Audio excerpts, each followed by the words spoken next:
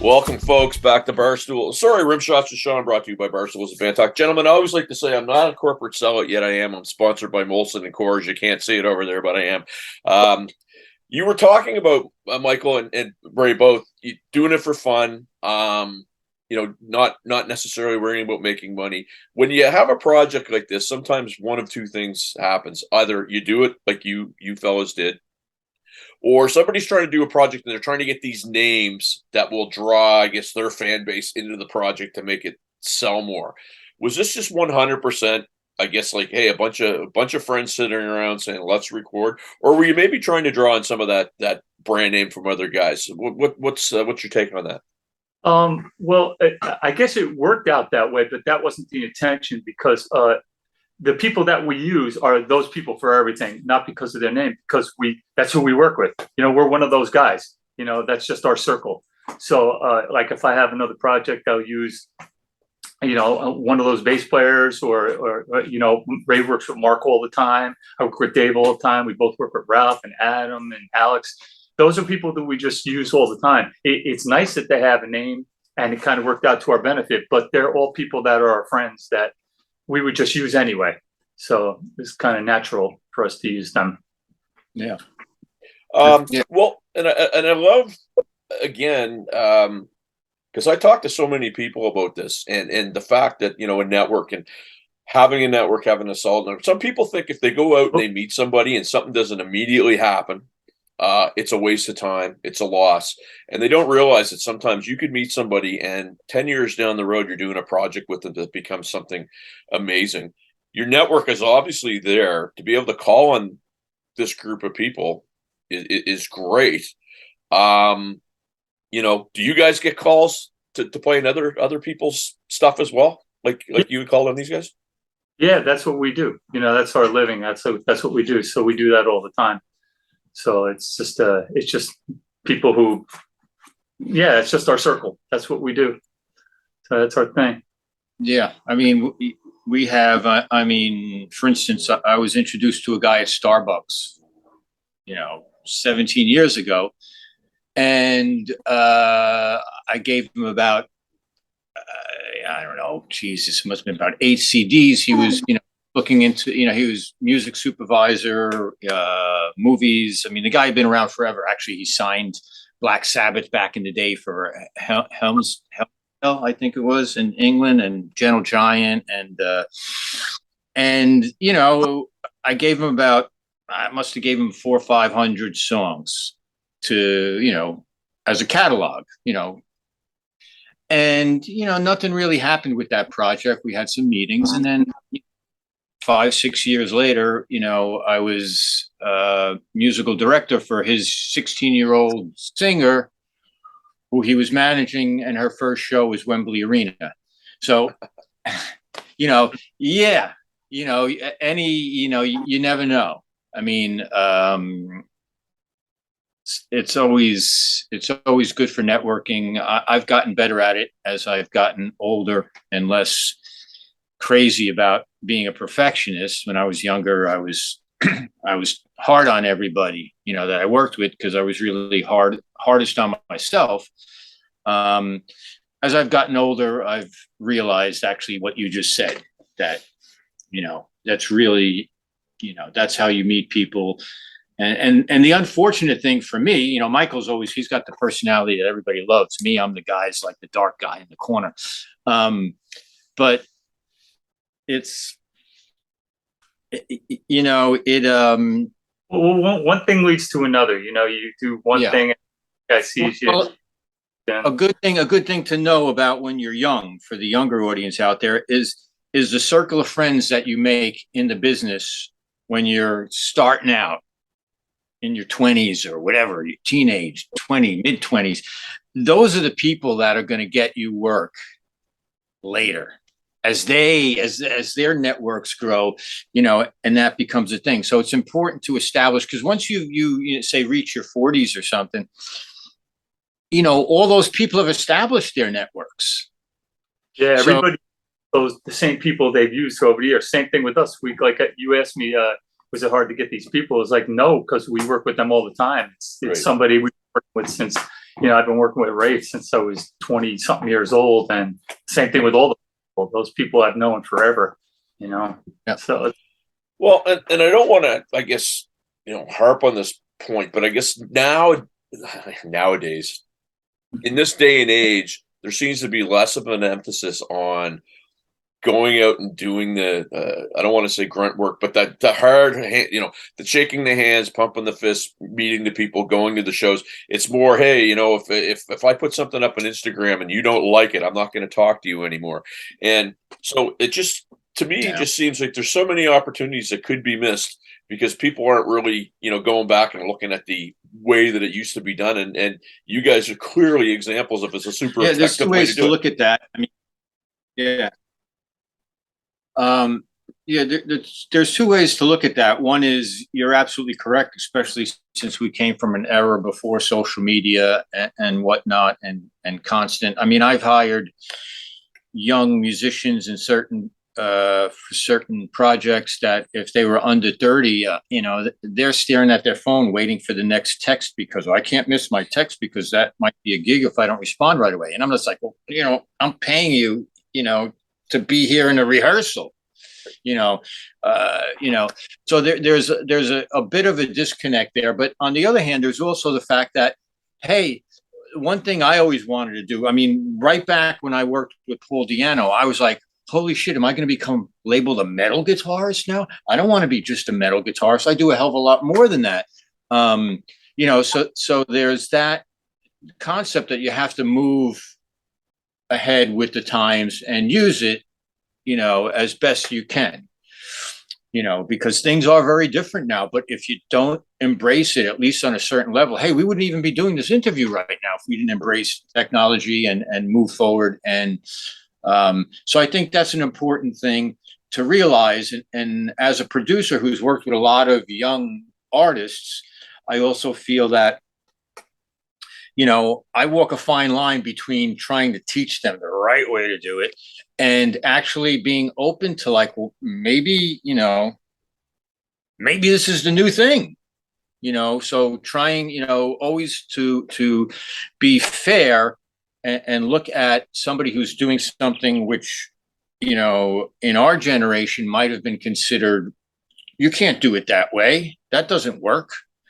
I think of dubstep, I mean, you listen to dubstep and it's just like, what's going on there rhythmically? But, if you embrace it, then you can also keep yourself current, and you can pick and choose what you use. You don't have to like everything. But when you're producing a young artist, or at least when I am, I'm always very conscious of not to step on, they might be the next Paul McCartney or something. I doubt it, but that type of thing. So you guys, when Dave sent me the info, it was released now, out now. So you put this out. It's out there now. What are your plans? Are you gonna take this and do some live shows? Are you gonna say, hey, we got this first six songs done, we're gonna do something else? What's the plans, Michael? I'll start with you. What's immediately gonna happen? Well, we've been talking about maybe doing some live shows, and then now we were talking about maybe doing another record. Says it seems to be like well received. So we said, hey, why not? At first I don't think we were thinking about that, but now we are. So it seems like it's pretty good, depending on everybody's schedule. But then we have to see if we do live shows, who we're going to get, who can actually go out and dedicate time to it and do our thing. So yeah, I mean, we're thinking about it. Could be, and the unfortunate part about live shows right now, depending upon how you do it, with the price of fuel and stuff, I was reading something online that it's hard for people to go out in a bus right now because of how much money you're going to spend on fuel, and all your budgets and everything that you've set are out the window because of the up and down. So I guess it's you guys have to look at that. It's got to make sense monetarily as much as going out and having fun, right? Yeah, absolutely. Yeah, for touring it is definitely. Yeah, it's all about budget at that point. I mean, now that the record is out there and it's released and it's in the ethos of being part of the music business and not just a passion project, there's obviously, you're talking about budgets and you're talking about, as Michael said, time, getting the group of people or other people, and so the live thing is, wasn't really something that we thought about ahead of time. Like, again, we were just stuck in the studio doing a record. A follow up, if it's well received, then certainly, we would do a follow up, and I'm sure we could get, more people. Friends. I'd love to get other people that we worked on for years. I worked with years with Tom McCoy from Ian Gillan's band. I did his record and stuff, and I worked with tons of other people too, as well as Ray has. So there's other people we'd love to get and throw on there too. It would be cool. I've got a friend that he lives here. He does a lot of stuff. He's a drummer. He does work with some people in Nashville and country. He's a country artist, and he has a saying, and it's basically, be a good hang, don't be an asshole, be the guy everybody wants to be around, and you'll get the calls. Thoughts on that? Because I just, there's so many, I guess, people that I've heard of that are absolute horror stories on the road or in the studio, but they will take them because they want that name. What's your thoughts on that? But I'll tell you right now that my tolerance for assholes at my age is 0 tolerance. I've worked with so many people that are great over the years and so many assholes. And if you're an asshole, I do not deal with you. In the studio, on the road, anything. I don't have time or patience for that anymore. I paid my dues. I don't need to. I've played from here around the world, and I was in Canada where you are, and with Mark Wood. We opened up for Kim Mitchell, and we did tons of stuff. I've toured with everybody, played with everybody, done tons of records. If you're an asshole, I don't care how great it is. I am not doing it. I don't want to deal with you. It's just, I have no tolerance for that. And you weed that out, and then before you know it, you're not working with any assholes. Nice. You know what I mean? So really, that's a great thing your friend said. Absolutely. Because nothing brings a project down than a bad vibe with an asshole. And it doesn't take much to find one. Indeed. Yeah. Sometimes you get stuck, but I mean, when you first asked the question, I was thinking in the studio. So sometimes, when somebody wants a name, they want a name, but also, sometimes there's someone who's just so talented or so right that you put up with them. But that's the rare person that, okay, I'm going to deal with this person because, wow, they're just so good or so right. But other than that, what Michael says, other than that, and that usually happens on a business level and not on the artistic level, because you want to work with people that are going to make you fun. They don't have to be the best person on the planet. It doesn't have to be the greatest at that, because that's subjective to begin with. I had an epiphany on this, gentleman, and at my stage in life, it was a year and a half, 2 years ago. A guy in my own backyard was being said asshole, and then I happened to see the movie Hired Gun, and we were blessed to interview Liberty DeVito, who couldn't have been a nicer person. And I'm sitting there going, this dude who has sold and been part of some of the most classic things that I've ever listened to is super nice. And this guy that lives 10 minutes up the road from me is being a friggin' moron. I'm over it, like you said, Michael, and I won't deal with it anymore. And I just think life's too short. You deal with the people that want to lift you up, not the people that want to tear you down, and that's it. And there's plenty of people out there that are very talented that are not assholes. And so you just find them, and it's, why work with that guy when you can work with that guy? It's like, no problem.